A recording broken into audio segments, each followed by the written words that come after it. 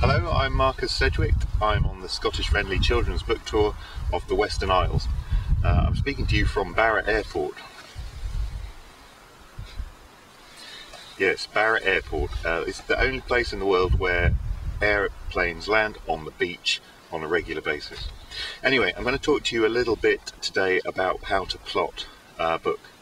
And I think the first thing I want to say about plotting is to give it time. I think a lot of people feel like you should be able to come up with a plot quickly, and you really can't. You really need to give the process a lot of time.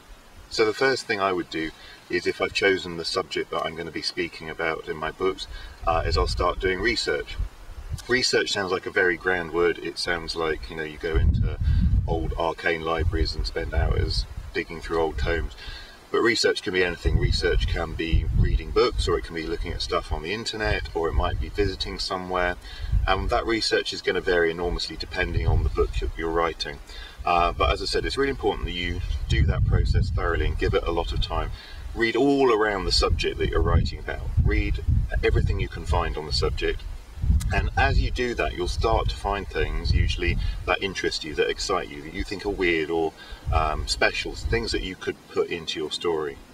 So as I'm doing that reading, I'll be using my notebook. I always use notebooks like this, and it's very basic. Just as you're reading stuff, I'll be recording everything I'm coming across in the pages of the notebook.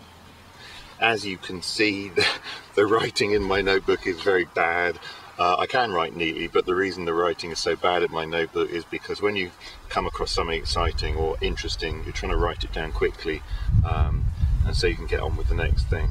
So I'll be filling this notebook up, and that is a period that could take months to do that as I read around the subject. Now the next thing I would do after that, when I feel I've got a lot of information about the story I'm going to write, is deciding which bits of that information I'm going to use. I won't use everything I've come across. I might only use about 10% of the things I've read about. And you start to choose the things that you find most interesting, the things that really excite you. And probably at this point, certainly what happens for me is those things start to form themselves as key moments in the plot of the story. And they might not be the beginning of the story, and they might not be the end of the story, but some of those things are like stepping stones somewhere in the middle of the journey. You don't know exactly where yet.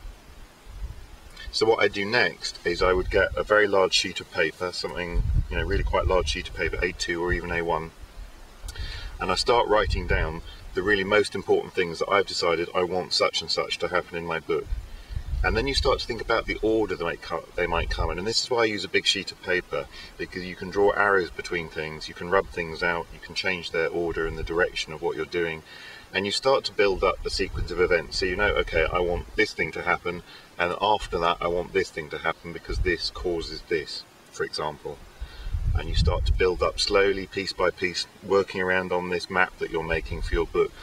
And I really see this part of the plotting process is a bit like solving a jigsaw puzzle. So if you're the kind of person who likes jigsaw puzzles or crosswords, then great. If you're not, then help. But try and think of it as a puzzle that you're trying to solve, because you're trying to fit together all these pieces of a jigsaw puzzle to make your whole story. At some point you might have thought, actually it'd be really cool if we started the book here with such and such beginning, so you can get that bit fixed down at one end of the map. And then of course I think the hardest part of the whole thing is trying to work out the end of the book. And for me, people often say, like, how do you work out ends of books? Well, I think they are the hardest thing to do well. I think that's why there are so many books that are really good books but have slightly disappointing endings. And so I will spend an enormous amount of time trying to focus on how my story is going to end. Then when you've got your map laid out and you can start to really see the journey through the whole story, at that point I will start writing. And I will just write the first draft quite quickly, but at least I know where I'm trying to go. And if you're not someone who really fancies the idea of plotting in enormous detail, then I would urge you, the one thing that I think it is important to do, as I said, is to get the ending firm in your mind, so at least you know where you're trying to get to. The other thing that I think because people know that I tend to plot books in quite a lot of detail, I think they think that I know every single thing. I know 100% of the plot of the book before I start writing, and I absolutely don't. I kind of have the skeleton. It's like the spine of the story, and then I flesh the skeleton out as I write it. And I think it's very important that you do leave room for chance things to happen with your story, little things that you didn't think of until you started working, because sometimes they're the very best bits of your book, and also it's keeping your level of interest and excitement up in the story. If you knew everything about the book before you started writing, I'm not sure what your motivation would be for working on it. So then I do my first draft and I send it off to my editor. Now, I'm only one writer. I speak to lots of other writers about plotting, and broadly speaking, you'll find that writers fall into two camps. There are writers like me that are excited by ideas, by concepts, by things happening, and then they have to invent characters in order for those things to happen. And then, broadly speaking, there's another group of writers. These are the people who are inspired by characters that they form in their head or people they meet, and then they have to think of things for these characters to do. Now, I think, personally, I have the much easier job of it. I think it's a much safer thing to get your plot right first and then create characters later.